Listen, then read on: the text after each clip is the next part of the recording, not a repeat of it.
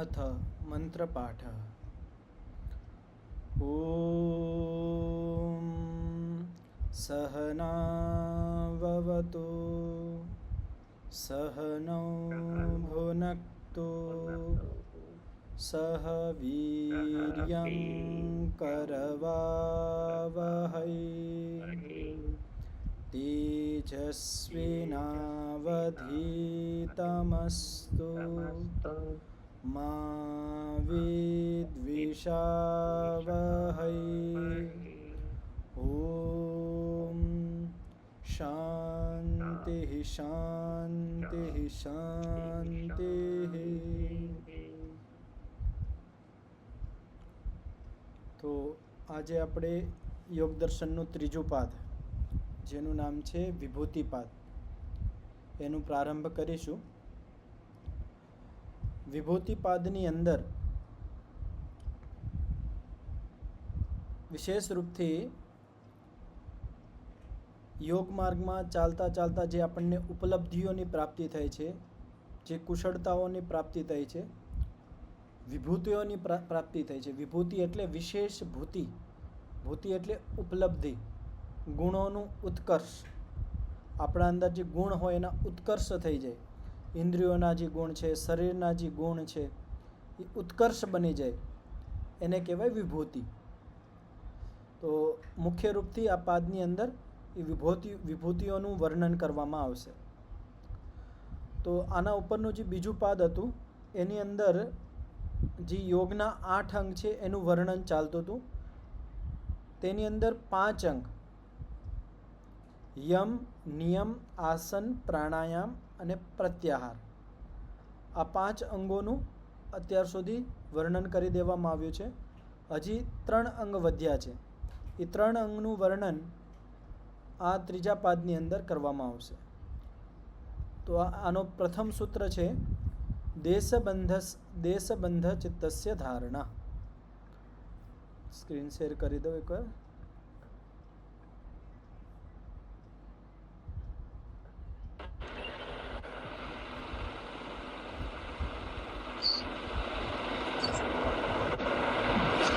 પહેલા તો માઇક બંધ કરી લીધું.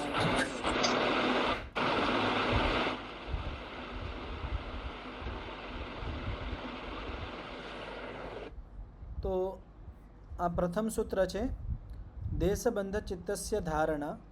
આની અવતરણિકા છે ઉક્તાની પંચ બહિરંગાની સાધનાની. તો અત્યાર સુધી 5 અંગોનું વર્ણન કરી દેવામાં આવ્યું છે ને એ 5 અંગોને કહેવાય બહિરંગ. તો સાધન, આ 8 અંગ છે એ યોગના સાધન છે. તો એમાં જે ઉપરના 5 અંગ હતા જેનું આપણે બીજા પાદની અંદર વિસ્તારથી વર્ણન જોયું, સમજ્યું, એને કહેવાય બહિરંગ. શા માટે બહિરંગ? તો એને આપણે બહારના વ્યવહારથી સિદ્ધ કરતા હોય, જેવી રીતે યમ નિયમ છે એ આપણે આખો દિવસનો જે વ્યવહાર હોય એની અંદર આપણે એને પાલન કરવાનું હોય. તો એ બહારના અંગો છે. અને આ જ્યારે બહારના અંગો સિદ્ધ થાય એ પછી જ અંદરના જે અંગ છે જેને કહેવાય અંતરંગ, ધારણા, ધ્યાન અને સમાધિ, આ 3 અંગ બહિરંગો વગર સિદ્ધ ન થાય. આ બહિરંગ સાધન છે એ જ અંતરંગને સિદ્ધ કરે છે. તો અંતરંગમાં પહેલું અને અંગોમાં છઠ્ઠું ધારણા છે. તો ધારણા વક્તવ્ય. તો ધારણા માટે આ પ્રથમ સૂત્ર છે દેશબંધસ ચિત્તસ્ય ધારણા. તો માઇક ખોલી લેજો અને ઉચ્ચારણ કરજો. દેશબંધ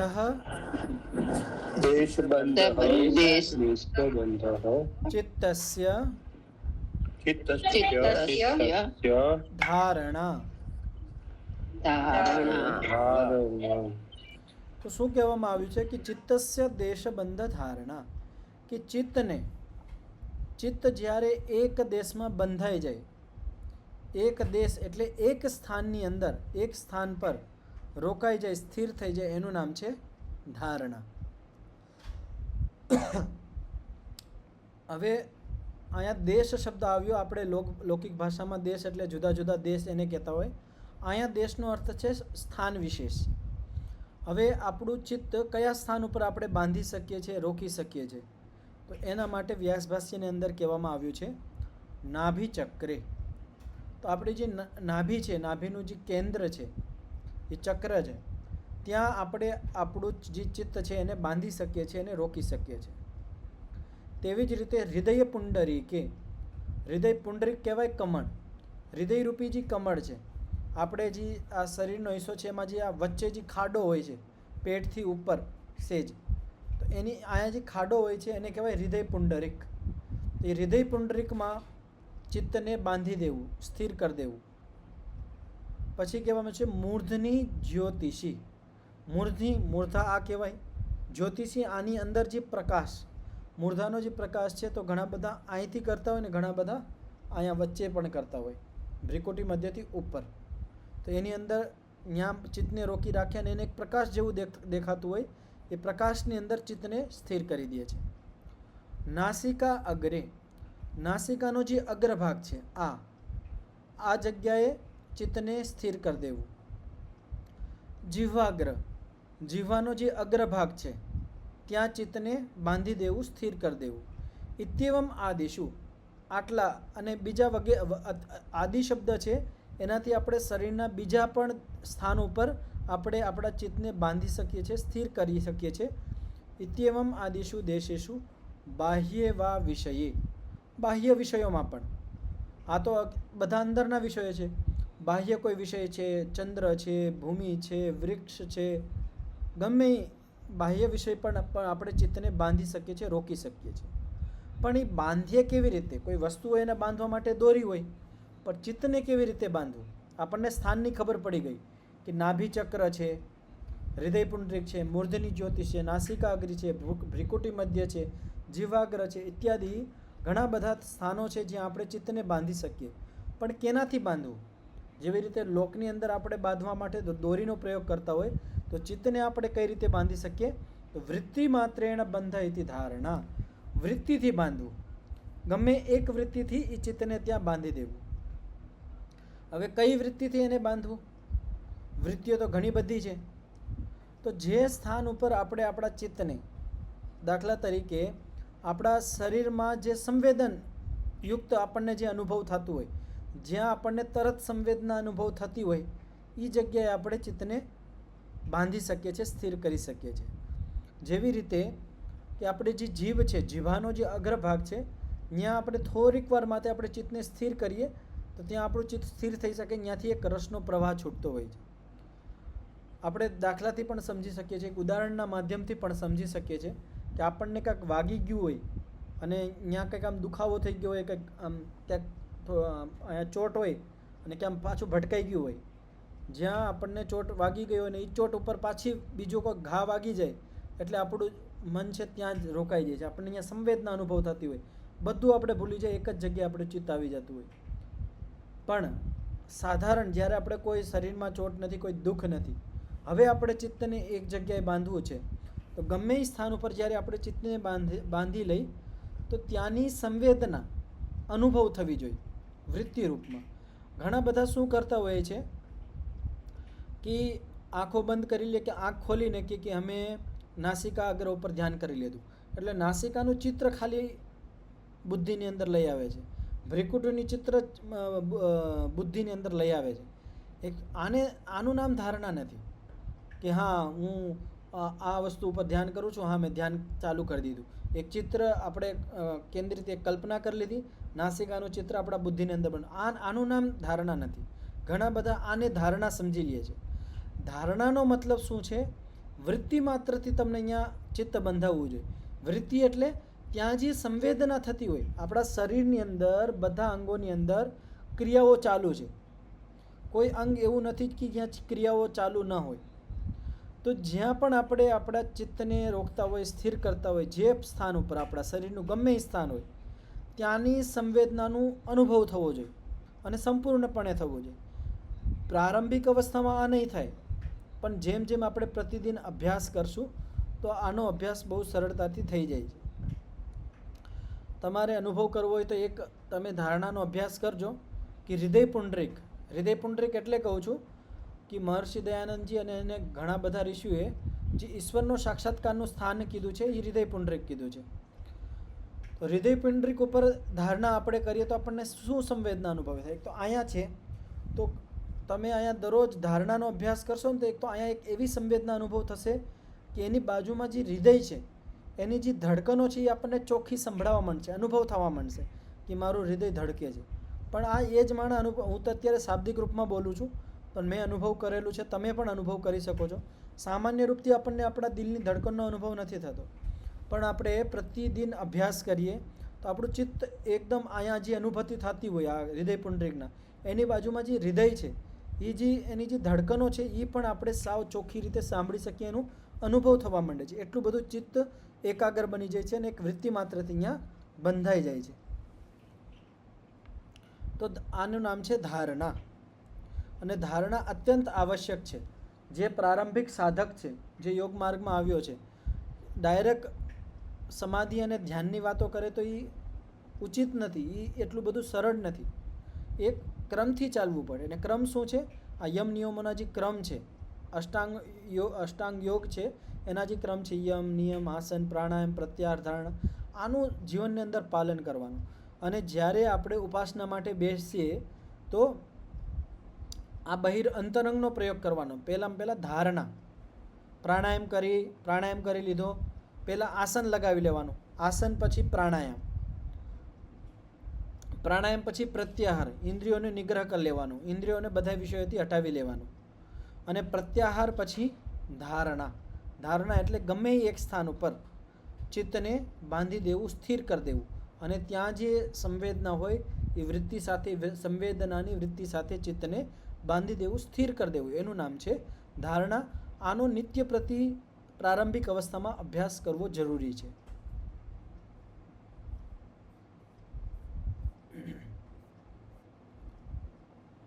ધારણા પછી આવે છે ધ્યાન. ધ્યાન માટે સૂત્ર છે તત્ર પ્રત્યેકતાનતા ધ્યાનમ. તો આ સૂત્રનું ઉચ્ચારણ કરજો, માઇક ખોલી લેજો બધા લોકો.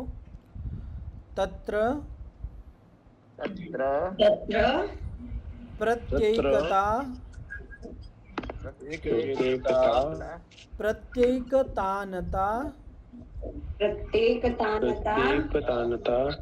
ધ્યાનમ. તો શું કહેવામાં આવશે?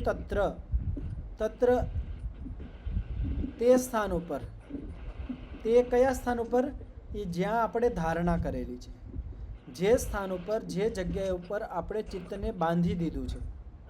હૃદય પુંડરક હોઈ શકે છે, ભ્રુકુટી મધ્ય હોઈ શકે છે, મૂર્ધની જ્યોતિષી હોઈ શકે છે, જીહ્વા અગ્ર હોઈ શકે છે, નાસિકા અગ્ર હોઈ શકે છે, અંગુષ્ઠ મૂલ હોઈ શકે છે. જ્યાં પણ આપણે ધારણા કરી છે, આપણે ચિત્તને સ્થિર કરી દીધું છે, એ જ સ્થાન ઉપર પ્રત્યેકતાનતા, પ્રત્યેક કહેવાય ધ્યાન. ધ્યાન એક વિષયમાં ધ્યાનનું થવું, એક વિષય પ્રવાહ ચાલવો, એનું નામ છે ધ્યાન. પ્રહલાદભાઈ માઇક બંધ કરી લેજો. ધ્યાન અને ધારણા, ઘણી બધી વખત માણસ ધારણા અને ધ્યાન આ બંને વસ્તુને એમાં ભેદ સમજમાં નથી આવતો. ધારણામાં ધ્યાન રાખવાનું કે જ્યાં આપણે ચિત્તને રોકતા હોય ત્યાંનું સંવેદના અનુભવ કરવાની. અને ધ્યાનમાં શું છે કે જ્યાં આપણું ચિત્ત એકાગ્ર થઈ ગયું છે, હૃદય પુંડરીકમાં એકાગ્ર થઈ ગયું છે, તો હવે આપણી ધારણા સિદ્ધ થઈ ગઈ છે, આપણું ચિત્ત સ્થિર થઈ ગયું છે. હવે જે વિષયમાં આપણે ધ્યાન કરવું હોય, એવું નથી ઈશ્વર વિષયમાં, જે પણ વિષય હોઈ શકે છે, કોઈ પ્રાકૃતિક પદાર્થ છે, પૃથ્વી તત્વ ઉપર છે, અગ્નિ તત્વ ઉપર છે, જે વિષય ઉપર આપણે ધ્યાન કરવું હોય એ વિષય ઉપર પ્રત્યેકતાનતા, એક જ પ્રત્યય બનવો જોઈએ, એકતાનતા, એનો જ વિસ્તાર હોવો જોઈએ, બીજો પ્રત્યય, બીજું વિષયક ધ્યાન ત્યાં ન આવવું જોઈએ. આ સૂત્રનું આપણે વ્યાસભાષ્ય જોઈએ. વ્યાસભાષ્યની અંદર કહેવામાં આવ્યું છે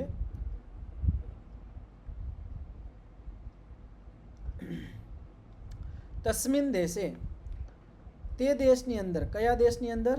જ્યાં આપણે ચિત્તની ધારણા કરેલી છે એ દેશની અંદર, એ દેશ ઉપર ધ્યેયાલંબનસ્ય પ્રત્યયસ્ય એકતાનતા સદૃશ પ્રવાહ.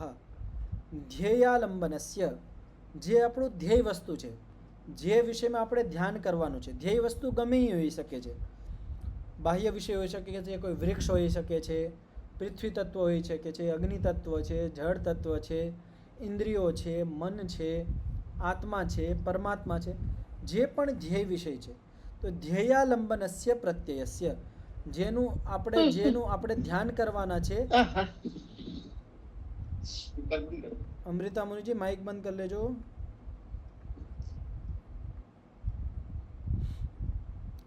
તો ધ્યેયાલંબનસ્ય પ્રત્યયસ્ય, તો જે વિષયમાં જેનું આપણે ધ્યાન કરવાના છે એનું આલંબન કરીને એ વિષયની પ્રત્યેનું ધ્યાનનો એક પ્રવાહ ચાલવો જોઈએ. એને જ ખોલવામાં આવ્યું છે સદૃશ પ્રવાહ. સદૃશ પ્રવાહ મને એક જેવો પ્રવાહ. જે વિષયક આપણે ધ્યાન કરીએ છીએ, કે માની લો કે આપણે પ્રકૃતિનું ધ્યાન કરીએ છીએ, પ્રકૃતિમાં કોઈ તત્વ લઈ લે કે અગ્નિ તત્વ છે, એના વિષયક આપણે અગ્નિ તત્વને આપણે ધ્યેય બનાવ્યો. હવે અગ્નિ તત્વનું જે પ્રત્યય છે, ધ્યાન છે, એનો એક પ્રવાહ ચાલવો જોઈએ, સદૃશ પ્રવાહ, એક સતત એક જેવો પ્રવાહ ચાલવો જોઈએ. આને સ્પષ્ટ કરવામાં આવે છે પ્રત્યય અંતરેણ અપરામૃષ્ટ. બીજું પ્રત્યય જ્ઞાન ન આવવું જોઈએ, બીજા પ્રત્યયથી અમિશ્રિત. બીજું પ્રત્યય એટલે બીજું કોઈ ધ્યાન ન આવવું જોઈએ. આપણે દાખલા તરીકે, ઉદાહરણ તરીકે, કે આપણે અગ્નિ તત્વનું ચિંતન કરીએ છીએ, ધ્યાન કરીએ છીએ, તો હવે અગ્નિ તત્વ ઉપર જ આપણા જે ધ્યાન છે એ આવવું જોઈએ. ત્યાં બીજા પ્રત્યય, બીજા વિષયક ધ્યાન ત્યાં ન આવવું જોઈએ. એનું મિશ્રણ ન થવું જોઈએ. મિશ્રણ થઈ જશે તો એ ધ્યાન નહીં કહેવાશે. કે અત્યારે તો આપણે અગ્નિ તત્વનું ચિંતન કરતા હતા, ધ્યાન એનું ચાલુ હતો, એક પ્રવાહ ચાલુ હતો, વચ્ચે આપણે જળનું લઈ આવ્યા કે આડાવરું લઈ આવ્યા, તો આ ધ્યાન નહીં કહેવાય, બીજું પ્રત્યય આવી ગયું છે.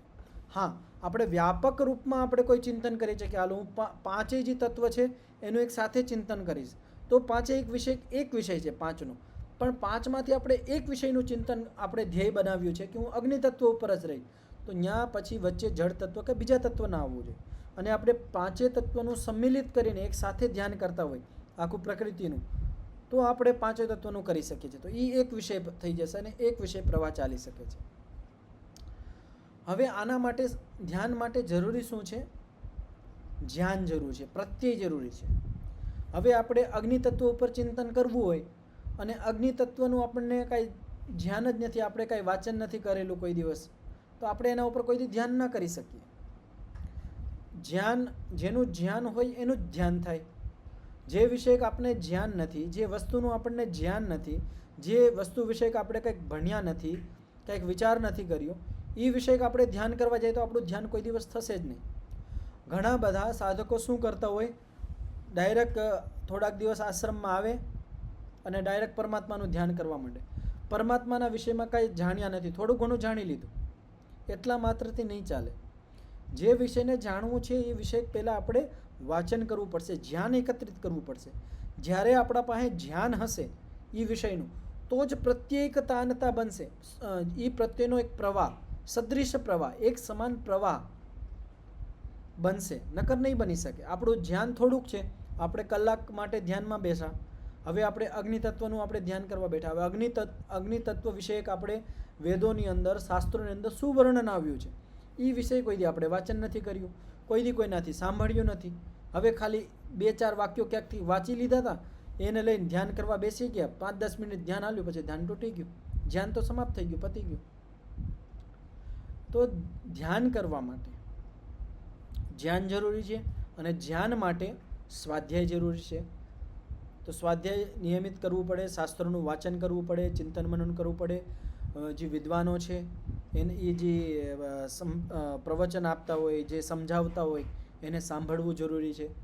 તો શ્રેષ્ઠ વિદ્વાનોના પ્રવચનોથી અને શ્રેષ્ઠ પુસ્તકોના સ્વાધ્યાયથી એ વિષયક ધ્યાન વધે છે, અને પછી એ વિષયક આપણે સારી રીતે ધ્યાન કરી શકીએ છીએ અને લાંબા સમય સુધી ધ્યાન કરી શકીએ છીએ. આપણે આને ઉદાહરણથી સમજવું હોય તો તમે જે ક્ષેત્રમાં કાર્યરત હોય એ ક્ષેત્રમાં ધ્યાન કરવું હોય તો લાંબા સમય સુધી આપણે ધ્યાન કરી શકીએ છીએ. કોઈ વ્યાપારી છે, એનો રેસ્ટોરન્ટનો વ્યાપાર છે, ભોજનાલય સંબંધિત એનો વ્યાપાર છે, હવે એને કંઈક ચિંતન એના વિશે કરવું હોય તો એ કલાકો સુધી બેસીને વિચારી શકે કે આ વસ્તુ આવી રીતે બનાવવી જોઈએ, આમાં આ ફેરબદલ કરવો જોઈએ, આટલો ફેરબદલ કરશો તો આટલું થશે. એ વિષય વિચારી શકે છે. શા માટે? એ વિષયક એના પાસે જ્ઞાન વધતું જાય છે અને એ વિચારી શકે છે. આપણે ઘણા બધા વિષયોમાં કલાકો સુધી વિચારી શકીએ છીએ અને વિચારતા પણ હોઈએ છીએ. જેમાં આપણને રુચિ હોય, કોઈ સોફ્ટવેર એન્જિનિયર હોય તો એ વિષયમાં ઘણા લાંબા સમય સુધી વિચારી શકે છે. શા માટે? એનું ધ્યાન છે. હવે એ ધ્યાનના માધ્યમથી એક વિચાર કરે છે, ધ્યાન કરે છે, એક જગ્યાએ એક પ્રત્યેનો પ્રવાહ ચાલુ છે. વૈજ્ઞાનિક છે, ઘણા બધા વૈજ્ઞાનિક હોય, એક વિષયમાં કોઈ ખોજ કરતા હોય તો ત્યાં એટલા બધા એકાગ્ર થઈ જાય કે એ વિષયક જે પ્રત્યેનો પ્રવાહ છે એ સદૃશ પ્રવાહ હોય, બીજું કંઈ આવતું જ ન હોય, ખોવાઈ ગયા હોય, એટલું એનું એકાગ્ર થઈ જાય, ચિત્ત અને ધ્યાન ચાલતું હોય. તો તેવી જ રીતે આપણે આત્મા અને પરમાત્મા કાં પછી જે આ મૂળ પ્રકૃતિથી જે પદાર્થો બનેલા છે, પંચ મહાભૂત છે, ઇન્દ્રિયો છે, આનું સાક્ષાત્કાર કરવું હોય, પ્રત્યક્ષ કરવું હોય તો આ વિષયક પહેલાં શાસ્ત્રોની અંદર શું કહેવામાં આવ્યું છે એને વિષયક પહેલાં સારી રીતે સૂક્ષ્મતાથી જ્ઞાન પ્રાપ્ત કરવું પડે. જ્યારે એ આપણા પાસે સારી રીતે જ્ઞાન હોય તો એ જ્ઞાનના આધારે આપણે એ એક પ્રત્યેકતાનતા બનાવી શકીએ છીએ, ધ્યાન કરી શકીએ છીએ. તો આ ધ્યાનનું સ્વરૂપ છે. તો આમાં કોઈને કંઈ પ્રશ્ન હોય, કંઈ પૂછવું હોય તો પૂછી શકો છો. બધાને ધ્યાન, ધારણા અને ધ્યાન આ બંનેનું સ્વરૂપ બધાને સ્પષ્ટ થઈ ગયું છે? કોઈને કંઈ સંદેહ હોય, કંઈ સંશય હોય, કંઈ સમજમાં ન આવ્યું હોય તો પૂછી શકો છો.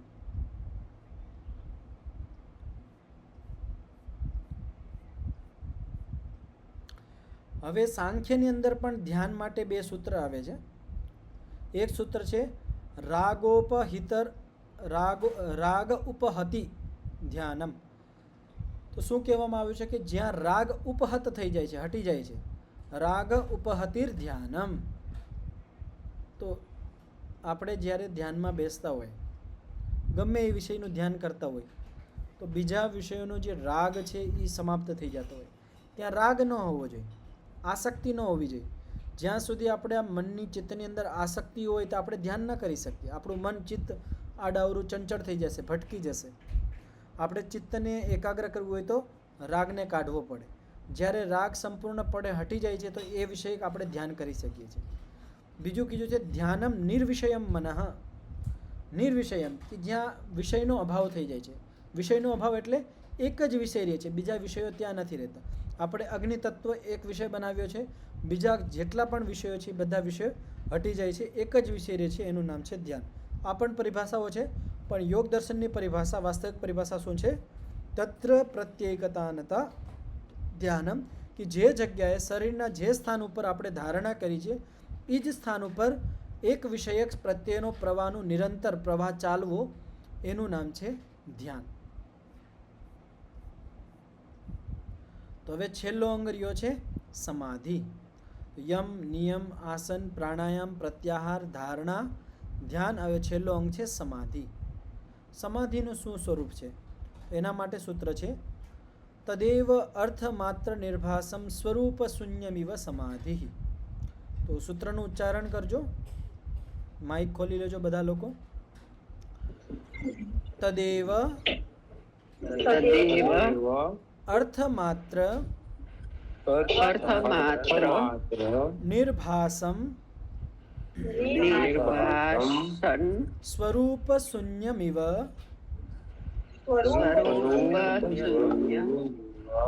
સ્વરૂપ શૂન્યમિવ સમાધિ. તો સમાધિનું સ્વરૂપ શું છે એના માટે કહેવામાં આવ્યું છે આ સૂત્રની અંદર તદેવ. તદેવ એટલે એ જે ધ્યાન આપણું જે ધ્યાન લાગી ગયું છે, જે વિષય જે સ્થાન ઉપર આપણે ધારણા કરી હતી એ જ સ્થાન ઉપર આપણે ધ્યાન કરીએ છીએ ગમે એ વિષયનું. તદેવ અર્થમાત્ર નિર્ભાસમ. હવે અહીંયા ખાલી અર્થમાત્ર રહ્યું છે, અર્થમાત્રનું નિર્ભાસ ધ્યાન થાય છે. સ્વરૂપ શૂન્યમિવ. બાકી જે સ્વરૂપ છે, પોતાનું સ્વરૂપ છે એ શૂન્ય થઈ જાય છે, અભાવ થઈ જાય છે, એનું નામ છે સમાધિ. તો પાછળ આપણે ધ્યાનનો જ્યારે વિષય આવ્યો હતો તો આપણે ગમે એ વિષયનું ધ્યાન કરતા હોય અહીંયા ત્રણ વસ્તુ હોય છે. કોઈને ખ્યાલ છે કે આપણે જ્યારે ધ્યાનમાં બેસતા હોય તો અહીંયા શું ત્રણ વસ્તુ હોય છે?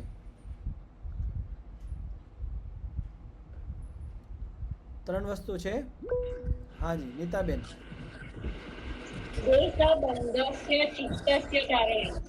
નહીં, ત્રણ વસ્તુ જ્યારે આપણે ધ્યાનમાં બેસતા હોય તો ત્રણ વસ્તુ હોય. એનું નામ છે, મેં પાછળ પણ આપણે પહેલા પાદની અંદર પણ આવ્યું હતું, શબ્દ, અર્થ અને જ્ઞાન. શબ્દ, અર્થ અને જ્ઞાન. જે વિષયમાં આપણે ધ્યાન માટે બેસતા હોય તો ત્યાં શબ્દો હોય, એ વિષયક જે શાબ્દિક જે જ્ઞાન છે, શબ્દ રૂપમાં જે જ્ઞાન છે, તો ત્યાં શબ્દ પણ આવતા હોય છે. શબ્દ પછી છે અર્થ, એ જે વસ્તુ છે એ પણ ત્યાં આપણને આવતી હોય છે. અને એ વસ્તુ વિષયક જ્ઞાન, શબ્દ, અર્થ અને જ્ઞાન. ધ્યાનની અંદર તો આ ત્રણેય વસ્તુ હોય. ધ્યાનની અંદર શબ્દ, અર્થ અને જ્ઞાન. અને જ્યારે આપણે ધ્યાન કરતાં કરતાં કરતાં કરતાં અર્થ માત્ર નિર્ભાસ થઈ જાય છે, શબ્દ અને જ્ઞાન આ બંને વસ્તુ હટી જાય છે. હવે ખાલી અર્થ માત્રનો નિર્ભાસ થાય છે, અર્થ માત્રની અનુભૂતિ થાય છે. સ્વરૂપ શૂન્યમિવ, બાકી બધા જે આપણું પોતાનું પણ સ્વરૂપ ત્યાં નથી રહેતું, ખાલી અર્થ માત્ર. એનું નામ છે સમાધિ. તો સામાન્ય રૂપથી આપણે જ્યારે આ લૌકિક વ્યવહાર કરતા હોય તો ત્યાં શબ્દ, અર્થ અને જ્ઞાન ત્રણેય વસ્તુ હોય છે. પણ આપણે ખાલી અર્થ ઉપર આશ્રિત થઈ જાય, ત્યાં આપણને શબ્દ અને એ જ્ઞાન નથી રહેતું. જ્ઞાનથી અહીંયા શું મતલબ છે, આ જ્ઞાનનો અર્થ સમજજો અહીંયા, નકર અહીંયા કન્ફ્યુઝન થશે, સંશય આવશે મનની અંદર. શબ્દ, અર્થ અને જ્ઞાન. જ્ઞાન એટલે એ વસ્તુ હું જોઈ રહ્યો છું એનું જ્ઞાન થવું. એક તો એ વસ્તુનું જ્ઞાન અને એ વસ્તુ મને દેખાય છે એનું જ્ઞાન. બે જ્ઞાન થયા ને. કોઈ માણસ સામે ઊભો છે તો એ માણસ સામે ઊભો છે, એક એનું મને ભાન થાય છે કે સામે માણસ ઊભો છે, હું જોઈ રહ્યો છું. અને એક માણસ વિશે, કે માણસ કેવો છે, શું યોગ્યતા છે, એનું જ્ઞાન. તો આ બે વિષય અલગ અલગ થયો ને. તો અહીંયા એ વસ્તુનું ધ્યાન રાખવાનું કે અહીંયા કઈ વસ્તુ ભૂલવાની, જ્ઞાન એટલે એ સામે જે એનું પ્રત્યય સ્વરૂપ જ્ઞાન છે, જ્ઞાન પ્રત્યય સ્વરૂપ જે જ્ઞાન સ્વરૂપ છે એનો અભાવ થવો જોઈએ. આગળ પણ આવશે, એનાથી આપણને સ્પષ્ટ થઈ જશે કે સ્વરૂપ એટલે શું, જ્ઞાનનો અભાવ થવો એટલે શું. આપણે આના વ્યાસભાષ્ય જોઈએ આ સૂત્રનું, એનાથી આપણને સ્પષ્ટ થઈ જશે. તો વ્યાસભાષ્યની અંદર કહેવામાં આવ્યું છે, ધ્યાનમ એવ ધ્યેયકાર નિર્ભાસમ પ્રત્યય આત્મકેન સ્વરૂપેણ શૂન્યમિવ યદા ભવતિ ધ્યેય સ્વભાવ આવેશાત તદા સમાધિ રીતિ ઉચ્યતે. તો આ સમાધિનું સ્વરૂપ છે, શું છે, ધ્યાનમેવ, કે જ્યારે આપણે ધ્યાન કરતા હોય અને ધ્યાન કરતાં કરતાં ધ્યેયાકાર નિર્ભાસમ, ખાલી ધ્યેય માત્ર રહે છે. તો એક તો મેં કીધું હતું શબ્દ, અર્થ અને જ્ઞાન. એક ત્રીજી ત્રણ વસ્તુ પણ રહે છે. જ્યારે આપણે ધ્યાનની અંદર બેઠા હોય તો ત્રણ વસ્તુ બીજી પણ ત્યાં ઉપસ્થિત હોય છે. ધ્યાતા, ધ્યાતા એટલે જે ધ્યાન કરે છે એનું નામ છે ધ્યાતા. એટલે આપણે ધ્યાન, જે ક્રિયા આપણે કરી રહ્યા છે, અને ધ્યેય, જે વિષયક વસ્તુ વિષયક આપણે ચિંતન પ્રત્યેનો પ્રવાહ કરી રહ્યા છે, પ્રત્યેનો પ્રવાહ ચાલુ છે. ધ્યાતા, ધ્યાન, ધ્યેય. આ ધ્યાન રાખજો તો જ સમાધિનું સ્વરૂપ સમજમાં આવશે. ધ્યાતા, ધ્યાન અને ધ્યેય, આ ત્રણેય બધાને સ્પષ્ટ થઈ ગયા.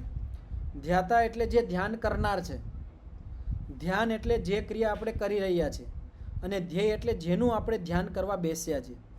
આ ત્રણ. તો અહીંયા શું કહેવામાં આવે છે, ધ્યાનમેવ. તો જ્યારે આપણે ધ્યાનની અંદર બેઠા હોય તો આ ત્રણેય વસ્તુનો આપણને આભાસ હોય. આપણે પોતાનું આપણને આભાસ થતો હોય કે હું ધ્યાન માટે બેઠો છું, એટલે ધ્યાતાનું પણ ધ્યાન થતું હોય. ધ્યાન, હું ધ્યાનમાં બેઠો છું અને ધ્યાન એક ક્રિયા ચાલુ છે એનું પણ આપણને ખ્યાલ હોય. અને ધ્યેય, જે વિષયક આપણે ધ્યાન કરતા હોય, જે વિષયને ધ્યેય બનાવીને આપણે ધ્યાન કરતા હોય એનું પણ આપણને આભાસ થતો હોય. તો ધ્યાનની અંદર ધ્યાતા, ધ્યાન ઓર ધ્યેય ત્રણેય વસ્તુ હોય છે. શબ્દ, અર્થ અને જ્ઞાન ત્રણેય વસ્તુ હોય છે ધ્યાનની અંદર. પણ જ્યારે ધ્યાન કરતાં કરતાં કરતાં ધ્યેયકાર નિર્ભાસમ, ધ્યાતા અને ધ્યાનનો અભાવ થઈ જાય છે. ધ્યાતા અને ત્રણ વસ્તુ છે, એમાં ધ્યાતા અને ધ્યાન હટી જાય છે, એક જ વસ્તુ રહે છે, ધ્યેય. એક જ વસ્તુનો આભાસ થાય છે, બીજી વસ્તુ આપણને પોતાની પણ આપણને ભાન નથી. આપણે પોતે આપણે અહીંયા બેઠા એટલા બધા નિમગ્ન બની જાય છે કે હવે માત્ર અહીંયા ધ્યેય વસ્તુ એ જ દેખાય છે. આગે કહેવામાં આવ્યું છે પ્રત્યેયાત્મકેન સ્વરૂપેણ શૂન્યમિવ. તો સ્વરૂપ શૂન્ય એટલે શું? તો આપણે વસ્તુનું સ્વરૂપ બે પ્રકારથી જાણતા હોઈએ છીએ. આપણે પ્રેક્ટિકલ તરીકે આને સમજવાનો પ્રયત્ન કરીએ. બધાએ સંતરું કહેવાય ને, આપણે મોસંબી લઈ લઈ, આપણે બધા મોસંબી ખાતા હોય છે. તો હું અત્યારે કહું કે મોસંબીનું ધ્યાન કરો, મોસંબી કેવું હોય છે, કેવો સ્વાદ હોય છે એનો.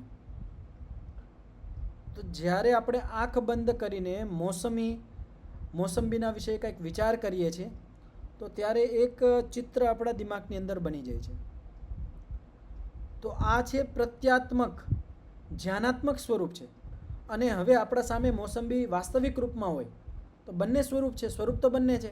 એક મોસંબી આપણે જ્યારે હાથમાં હોય, જોઈ રહ્યા હોય ત્યારે પણ આપણને મોસંબીનું સ્વરૂપ દેખાય છે. અને એક મોસંબી નથી, આપણે ચિત્તની અંદર જ્યારે સ્મૃતિ વૃત્તિને ઉપાડીને એ વિશે એક ધ્યાન કરતા હોય તો પણ આપણને ધ્યાન થતું હોય. તો અહીંયા એ જ વસ્તુ સમજાવવામાં આવે છે કે જે પ્રત્યાત્મક સ્વરૂપ આપણે બનાવી લેતા હોય છે એનો અહીંયા અભાવ થઈ જવો જોઈએ, શૂન્ય થઈ જવું જોઈએ.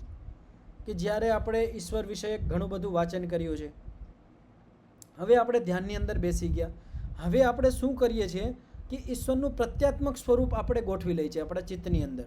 ઈશ્વર આનંદ સ્વરૂપ છે, ધ્યાન સ્વરૂપ છે, આ છે, ઓલું છે. એક ધ્યાનાત્મક સ્વરૂપ આપણે બનાવી લઈએ છીએ આપણા ચિત્તની અંદર. પણ આ ધ્યાનાત્મક સ્વરૂપની અંદર નથી અટકવાનું. એનું જે વાસ્તવિક પ્રત્યક્ષ, ઈશ્વરનું જે વાસ્તવિક સ્વરૂપ છે એ આપણને પ્રત્યક્ષ થવું જોઈએ. તો ત્યારે આ જે ધ્યાનાત્મક સ્વરૂપ છે એનો અભાવ થઈ જાય છે, શૂન્યમિવ થઈ જાય, અભાવ શૂન્ય થઈ જાય છે. યદા ભવતી ધ્યેય સ્વભાવ આવેશાદ. ધ્યેય સ્વભાવ, ધ્યેયનો જે સ્વભાવ છે, ધ્યેય છે, જે અર્થમાત્ર છે, એનો જે સ્વભાવ છે એનાથી જ આવેશિત થઈ જાય છે.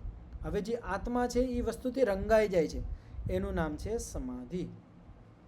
તો यहाँ પર આપણે જેટલી પણ સંપ્રજ્ઞાત અસંપ્રજ્ઞાત સમાધિ બધાનું ગ્રહણ થઈ જાય છે. આપણે સંપ્રજ્ઞાત સમાધિને લઈ, સંપ્રજ્ઞાત સમાધિમાં પણ ઘણી બધી પ્રક્રિયા હોય છે. એમાં વિતર્કાનુગત સંપ્રજ્ઞાત સમાધિ જે છે, જ્યાં આપણે જે પંચ મહાભૂત છે એનું સાક્ષાત્કાર પ્રત્યક્ષ કરતા હોઈએ છીએ. તો હવે માની લ્યો કે આપણે પૃથ્વી તત્વનો સાક્ષાત્કાર કરવો છે.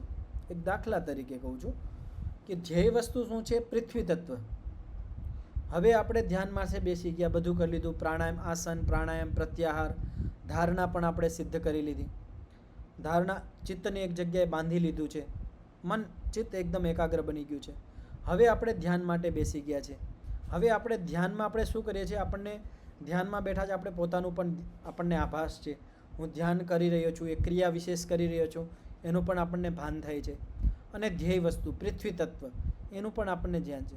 હવે પૃથ્વી તત્વ વિષયે જે આપણે શાસ્ત્રોની અંદર વાંચન કર્યું છે કે પૃથ્વીના શું ગણધર્મો છે, કેવી રીતે કામ કરે છે, કેવી રીતે એના બધા પરમાણુઓ કામ કરે છે, એ વિશે જેટલું પણ આપણે વાંચન કર્યું છે, શાસ્ત્રોની અંદર વિદ્વાનોના મુખથી સાંભળ્યું છે, પોતે વિચાર કર્યો છે, એ વિચારના આધારે, ધ્યાનના આધારે એક વિષય પ્રત્યે પ્રવાહ હવે ચાલુ થઈ ગયો છે. હવે એ ધ્યાન કરતાં કરતાં કરતાં ધ્યાતા અને ધ્યાન એ બે અભાવ થઈ ગયો. હવે અર્થ, શબ્દનો પણ અભાવ થઈ ગયો. અર્થ માત્ર છે અને સાથે જ્ઞાન, આ બે વસ્તુ બની રહી છે છેલ્લે સુધી. અર્થ અને જ્ઞાન. જ્ઞાન કયું બની રહ્યું છે કે આપણે એ અર્થનું એક જ્ઞાનાત્મક સ્વરૂપ આપણે ચિત્તની અંદર ગોઠવી લઈએ છીએ. તો એ જ્ઞાનાત્મક જે સ્વરૂપ છે એનો પણ અભાવ કરવો પડે તો જ સમાધિ થાય. જ્ઞાનાત્મક સ્વરૂપ પર ઘણા બધા અટકી જાય છે. એ વિષયક એક જ્ઞાનાત્મક સ્વરૂપ ચિતરી લે છે મનની અંદર અને એને એમ લાગે છે કે બસ આ જ ઈશ્વર છે, આ જ પૃથ્વી તત્વ છે, આ જ અગ્નિ તત્વ છે. વાસ્તવિકતા નથી, પણ એ જ્ઞાનાત્મક એક સ્વરૂપ ચિતરી લે છે, ત્યાં જ અટકી જાય છે. પણ અહીંયા સમાધિનું નામ છે કે જે જ્ઞાનાત્મક સ્વરૂપ છે, પ્રત્યાત્મક સ્વરૂપ છે, એની શૂન્યત્વ હોવું જોઈએ, એનો અભાવ હોવો જોઈએ. હવે અર્થ માત્ર હોવું જોઈએ, ધ્યેય માત્ર એક જ વસ્તુનું અહીંયા હોવું જોઈએ એ ધ્યાનની અંદર. જ્યારે અર્થ માત્ર રહે છે, અર્થ માત્રનો નિર્ભાસ થાય છે, ધ્યેયના સ્વભાવથી આત્મા રંગાઈ જાય છે, એક જ ધ્યેય રહે છે, ત્યારે એનું નામ છે સમાધિ. હવે આમાં આપણે પૃથ્વી તત્વ લઈ શકીએ છીએ, પંચ મહાભૂતોના જે સ્વરૂપ છે એનું આપણે પ્રત્યક્ષ કરી શકીએ છીએ, આત્માનું કરી શકીએ છીએ, પરમાત્માનું કરી શકીએ છીએ. તો આવી રીતે આનું નામ છે સમાધિ. તો આમાં કોઈને કંઈ પ્રશ્ન હોય તો પૂછી શકો છો. બધાને સ્પષ્ટ થઈ ગયું સમાધિનું સ્વરૂપ? જી પ્રહલાદભાઈ. નમસ્તે આચાર્યજી. જી. જ્યારે સંપૂર્ણ સમાધિમાં હોઈએ જીવાત્મા, ત્યારે એનો જે અનુભવ થાય છે તે વખતે ચિત્તની શું હાલત હોય છે, એ ક્યાં હોય છે? હવે કઈ સમાધિ તમે પૂછો છો? અસંપ્રજ્ઞાત સમાધિની અંદર તો અત્યારે છેલ્લી સમાધિની વાત કરું છું. છેલ્લી અસંપ્રજ્ઞાત સમાધિની અંદર ચિત્ત છે એ તો અવરુદ્ધ થઈ જાય છે, બંધ થઈ જાય છે, નિરુદ્ધ થઈ જાય છે. હવે જે આત્માને જે ધ્યાન થાય છે એ ઈશ્વરથી થતું હોય સાક્ષાત, અને ઈશ્વરથી એને આનંદ મળતો હોય. પણ આની અંદર પાછળ પણ આવ્યું હતું કે આના સંસ્કાર બનતા હોય. ચિત્ત કામ ન કરતું હોય, પાછળ પણ મેં કીધું હતું ચિત્તનું કામ છે વૃત્તિઓનું વહન કરવું. વૃત્તિઓ ચાલતી હોય એ ચિત્તની અંદર ચાલતી હોય, ચિત્તનું કામ છે. ચિત્ત તો આપણે નિરોધ કરી દીધું, ચિત્ત બંધ છે. પણ અસંપ્રજ્ઞાત સમાધિની અંદર જે સંસ્કારો બને છે એ સ્ટોર ક્યાં થાય છે? ચિત્તની અંદર થાય છે. ચિત્ત બંધ છે પણ એનું સ્ટોરેજ ચાલુ છે. ત્યાં સ્ટોરેજ થાય છે સંસ્કારો રૂપમાં, ત્યાં સંસ્કારો ત્યાં સ્ટોર થાય છે.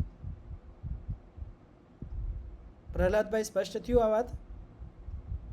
જી, એ સંસ્કાર પડે છે, વાત બરાબર છે, થેન્ક યુ. પણ એ ચિત્ત રહે છે ક્યાં તે સમયે, કઈ જગ્યાએ હોય છે? ચિત્ત એની હોય છે નહીં, ચિત્ત એની જગ્યાએ જ હોય છે.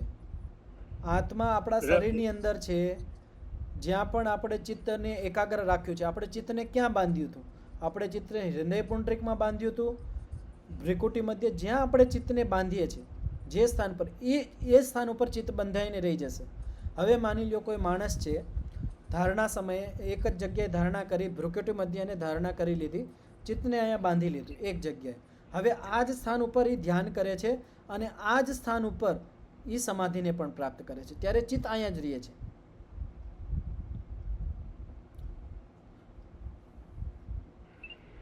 તો ચિત્તનો નાશ થતો નથી ને તે વખતે? નહીં, ચિત્તનો નાશ નથી થતો, નકર તો પછી આપણે પાછા સમાધિથી આવી જ ન શકીએ વ્યુત્થાન અવસ્થામાં.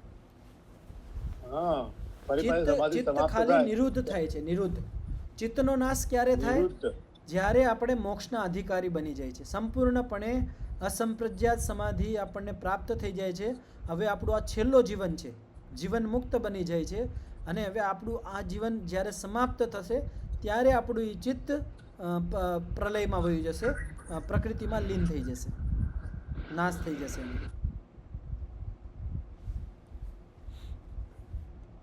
હા, નીતાબેન.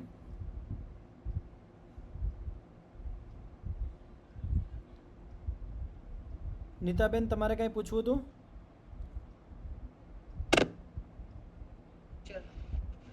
તમારો અવાજ નથી આવતો.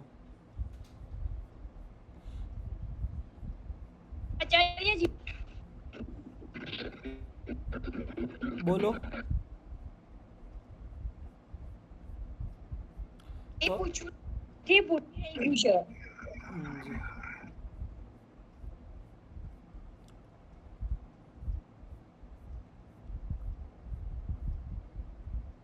ત્રણ સૂત્ર થઈ ગયા છે આપણા ત્રીજા પાદના. તો ત્રણ સૂત્રની અંદર આપણે ધારણા અને ધ્યાન અને સમાધિ જે યોગના અંતરંગ છે એનું આપણે સ્વરૂપ જાણ્યું. હવે આગળ ચોથા સૂત્રની અંદર ધારણા, ધ્યાન અને સમાધિ એ ત્રણેય એક જ જગ્યાએ જ્યારે હોય એને શું કહેવાય, એના માટે આ ચોથો સૂત્ર છે. ત્રયમ એકત્ર સંયમઃ. સૂત્રનું ઉચ્ચારણ કરજો. ત્રયમ એકત્ર સંયમઃ. કે ત્રયમ એટલે આ ત્રણેય. કોણ ત્રણ? ધારણા, ધ્યાન અને સમાધિ એકત્ર એક જ જગ્યાએ હોય છે, એનું નામ છે સંયમ. તો સંયમ આપણે વ્યાપક રૂપમાં સાંભળીએ છીએ કે સંયમ કરવો જોઈએ, ઇન્દ્રિયોનો સંયમ કરવો જોઈએ, મનનો સંયમ કરવો જોઈએ. આ વિશે થોડો સંયમ કરવો જોઈએ. એ સંયમ અલગ છે, થોડો ઘણો ઘટી શકે છે, પણ અહીંયા જે સંયમ શબ્દનો અર્થ છે એ જુદો છે. આનું વ્યાસભાષ્ય જોઈએ આપણે. તદ એતદ ધારણા ધ્યાન સમાધિ ત્રયમ એકત્ર સંયમઃ. તદ એતત, ઉપર જે 3 વસ્તુઓ કહેવામાં આવી હતી, ધારણા, ધ્યાન અને સમાધિ, ત્રણેય એક જ જગ્યાએ હોવી જોઈએ, એનું નામ છે સંયમ. હવે આપણે જે જગ્યાએ ધારણા કરતા હોય એ જ જગ્યા ઉપર ધ્યાન થવું જોઈએ અને એ જ જગ્યાએ સમાધિની પ્રાપ્તિ થવી, એનું નામ છે સંયમ. પણ અમુક લોકો શું કરે છે, ધારણા અહીંયા કરી, ધ્યાન બીજી જગ્યાએ છે, સમાધિ ક્યાંક છે, એનું નામ સંયમ નથી. એ સમાધિ ટકી નહીં શકે, થોડીક વાર લાગશે, તૂટી જશે. પણ જ્યારે સંયમયુક્ત સમાધિ હોય, એક જ જગ્યાએ આ ત્રણેય વસ્તુ એક જ જગ્યાએ હોય, એનું નામ છે સંયમ. એનું નામ છે એક વિષયાણી ત્રીણી સાધનાની સંયમ ઇતિ ઉચ્યતે. એક જ વિષય એક હોવી જોઈએ. એક જ વિષય મતલબ એક દેશ ઉપર હોવો જોઈએ. આપણે ભ્રિકુટી મધ્ય કર્યું છે કે હૃદયપિંડરિક, તો આ એક જગ્યા ઉપર આપણે ચિત્તને બાંધી લીધું. હવે એક વિષય, આપણે એક વિષયમાં ધ્યાન ચાલુ કર્યું કે હાલો હું પૃથ્વી તત્વ ઉપર હું ધ્યાન કરીશ. પૃથ્વી તત્વનું ધ્યાન કરતાં કરતાં પૃથ્વી તત્વ પર એક જ વિષય છે પૃથ્વી, એ જ પૃથ્વી તત્વનું જ સાક્ષાત્કાર કરવું, એનું જ આપણે સમાધિ કરવી. તો ધારણા, ધ્યાન અને સમાધિ ત્રણેય એક જગ્યાએ જવું, એક વિષયક જ હોવું, એનું નામ છે સંયમ. તદ અસ્ય ત્રયસ્ય તાંત્રિકી પરિભાષા સંયમ ઇતિ. તો આ તાંત્રિક પરિભાષા છે. તાંત્રિક એટલે તાંત્રિક, એક શબ્દ તાંત્રિક કોને કહેવાય? અત્યારે આપણે લોકની અંદર તાંત્રિક કહીએ ને કે આ તાંત્રિક વિદ્યાનો જાણે છે, આને કંઈક તાંત્રિક વિદ્યા કરી દીધી છે. તો અહીંયા જે તાંત્રિક શબ્દ છે એનો છે તંત્રની અંદરની પરિભાષા. તંત્ર એટલે આ યોગશાસ્ત્ર. આ યોગશાસ્ત્ર એક યોગતંત્ર છે. પતંજલિ ઋષિજી આ શાસ્ત્રને બતાવે છે, જે આ તંત્રનું વર્ણન કરે છે. તો આ યોગતંત્રની અંદર આ શાસ્ત્રની એક પરિભાષા છે. યોગશાસ્ત્રની પરિભાષા શું છે? સંયમ. તો આ પારિભાષિક શબ્દ છે. કેવી રીતે? તો રસ આપણે કહીએ કે આયુર્વેદમાં રસ એટલે શું? તો અહીંયા ષડરસનું વિધાન છે. આપણે કહીએ આ કટુ, તિક્તા વગેરે વગેરે આ રસ હોય છે, આને રસ કહેવાય છે.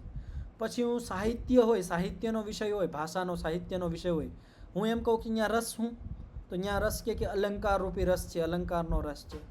હવે એ જ રસ શબ્દ આપણે ક્યાંક ફ્રૂટવાળાની દુકાન ઉપર જાય, જ્યુસવાળાની, તો ત્યાં રસ એટલે ફ્રૂટનો જે જ્યુસ હોય એને આપણે રસ કહીએ છીએ.